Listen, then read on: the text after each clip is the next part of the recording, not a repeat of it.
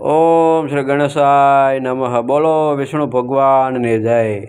તો ભક્તો, આપણે ફરીને એક નવો વિડીયો લઈને આવી ગયા છીએ. તો આજનો વિડીયો આપણો આવનારા સમયમાં એકાદશી આવશે, આમલકી એકાદશી જે છે અને એ આમલકી એકાદશીની વ્રત કથાનો આજનો આપણો વિડીયો છે. અને આ વિડીયો તમે પૂરેપૂરો જોઈજો અને આ કથા સાંભળજો. આ કથાનો ખૂબ જ મહિમા છે. ભગવાન વિષ્ણુ આપણી બધી મનોકામના પૂર્ણ કરશે.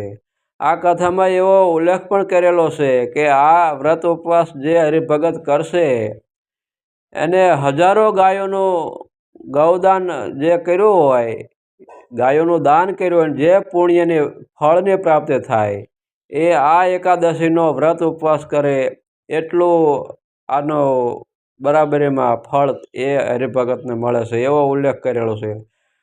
અને આ એકાદશી વ્રત ઉપવાસ કરવાથી માણસ આ ભૌતિક સુખને તો બધે જ ભૌતિક સુખ પ્રાપ્ત કરી લેશે, બધી જ મનોકામના પૂર્ણ કરે છે, પણ મૃત્યુને અંતે મોક્ષની પ્રાપ્તિ પણ કરે છે, ભગવાનના ધામની એ પ્રાપ્તિ કરી લેશે.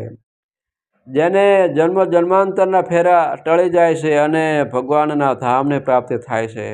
તો ભક્તો, આ કથા તમે પૂરેપૂરી સાંભળજો અને વ્રત ઉપવાસ આવી રીતનો કરજો અને આ ફળની પ્રાપ્તિ કરજો. અને આ વિડીયો તમે બીજા હરિભક્તોને પણ શેર કરજો, જેથી કરીને બીજા ભક્તોને પણ આનો લાભ મળે અને પુણ્યની પ્રાપ્તિ થાય. અને જો જે હરિભગત આ ચેનલમાં નવા હોય તે આ ચેનલને સબસ્ક્રાઈબ કરી દેજો, જેથી કરીને આવનારી બધી કથા તમારા સુધી પહોંચે અને બધી કથાનો લાભ મળે અને પુણ્યની પ્રાપ્તિ થાય. ભક્તો, આ કથા હું તમારા માટે આટલી મહેનત કરીને લાવું છું એ તો ખુશીની વાત છે, પણ ખાસ કરીને હું મારા જીવાત્માના કલ્યાણ અર્થે જ આ ચેનલમાં આપણે વિડીયો મેકવીએ છીએ. અને આ માધ્યમથી હું મારા જીવાત્માનું કલ્યાણ થાય એ અર્થે હું આ કથા વાંચું છું અને સાથે સાથે એક થોડુંક સેવાનું કાર્ય કરું છું કે આ કથા આપણે તમારા સુધી પહોંચાડવી છે. અને તમને પણ જે હરિભક્તોને સત્સંગી હોય અને આમાં રસ હોય એ આ કથા સાંભળે અને એમને પણ આ કથાનો લાભ મળે અને પુણ્યને પ્રાપ્તિ થાય. તો આપણે કથાને આગળ લંબાવીએ. માધાનતાએ પૂછ્યું, હે બ્રહ્મણ, હે વશિષ્ઠ, જો મારા ઉપર આપને કૃપા હોય તો સર્વોત્તમ વ્રત કથા જે હોય તેની મને કથા કહો. વશિષ્ઠે કહ્યું, હે રાજન, જે પાપનો નાશ કરનાર છે, મોક્ષ આપનાર છે, હજારો ગૌદાનનું પુણ્ય આપનાર છે, તેવું આમલકી એકાદશીનું વ્રત તમને હું કહું છું, તે તમે સાંભળો. તેમજ પારાધીનના મોક્ષનો ઇતિહાસ પણ તમને કહું છું, તે પણ તમે સાંભળો. એક વેદિશ નામનું મોટું સુંદર શહેર હતું. તેમાં ચારેય વર્ણો સુખેથી રહેતા હતા. આ શહેરમાં કોઈ પણ નાસ્તિક કે પાપી ન હતું. તેમાં ચૈત્રરથ નામનો સોમવંશી રાજા રાજ્ય કરતો હતો. તે સત્ય પ્રતિજ્ઞાવાળો, શાસ્ત્રવિદા અને શાસ્ત્રાર્થમાં પ્રવીણ હતો. તેમાં 10,000 હાથી જેટલું બળ હતું. આ નગરીમાં કોઈ લોભી કે નિર્ધન જોવામાં આવતો ન હતો. સર્વે પ્રજા નિરોગી હતી, દુષ્કાળ પડતો નહીં. વિશેષમાં સર્વ પ્રજા વિષ્ણુની ભક્તિ કરનારા હતા. શુક્લ અને કૃષ્ણ બંને પક્ષની એકાદશીને દિવસે કોઈ પણ ભોજન કરતું ન હતું. સર્વ પ્રજા સુખેથી હરિભક્તિ કરતી હતી. એમ કરતા ફાગણ માસના શુક્લ પક્ષની આમલકી નામની એકાદશી આવી. આખા શહેરમાં બધાએ નિયમથી વ્રત અને ઉપવાસ કર્યો. રાજા તથા પ્રજાએ નદીમાં સ્નાન કરીને દેવાલયમાં જઈ સુગંધી જળથી ભરેલો, તેમાં પંચરત્નો મૂકેલા છે, એમાં સુગંધી ચંદનવાળા ઘડાની સ્થાપના કરી આમળા સહિત પૂજા કરી.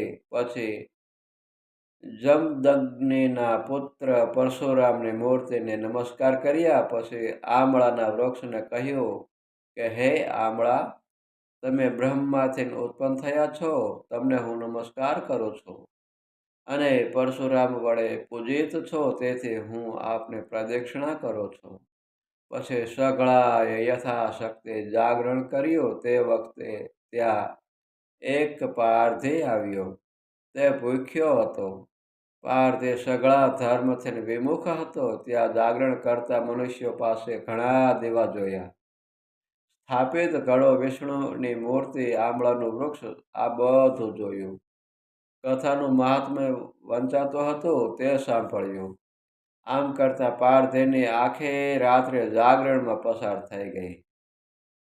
પ્રાંતકાળ થયો ત્યારે સઘળા મનુષ્યો શહેરમાં ગયા. એટલે પારધીએ પણ ઘેર જઈ શાંતિથી ભોજન કર્યું. પછી ઘણા વર્ષે એ પારધી મરણ પામ્યો અને એકાદશી વ્રતના પ્રભાવથી જયંતી નગરીના વિદુરથ રાજાને ત્યાં જન્મ્યો.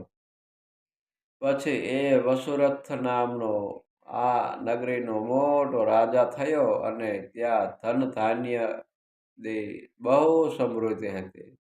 આ રાજા સૂર્યના જેવો તેજસ્વી અને 1,00,000 ગામનો ધણી હતો. ધર્મિષ્ઠ અને સત્યવાદી હતો. ધાર્મિક કર્મ અને વિષ્ણુ ભક્તિ કરતો. એક દિવસ મૃગ્યા કરવા જતા ભૂલો પડ્યો અને રાત્રે પડતા ઘોર વનમાં એકલો સૂઈ ગયો. ત્યાં પર્વતમાં રહેનારા કેટલાક મલેચ્છો આવ્યા, જે તેના પર્વના વેરી હતા. આથી તેઓ રાજાને હથિયાર વડે મારવા લાગ્યા. અત્યંત મારી થાકી ગયા, પણ રાજાને કોઈ જાતની ઈજા થઈ નહીં. આથી મલેચ્છો બધા દિન જેવા બની ગયા. આ વખતે રાજાના શરીરમાંથી ખૂબ સુંદર સ્ત્રી નીકળી.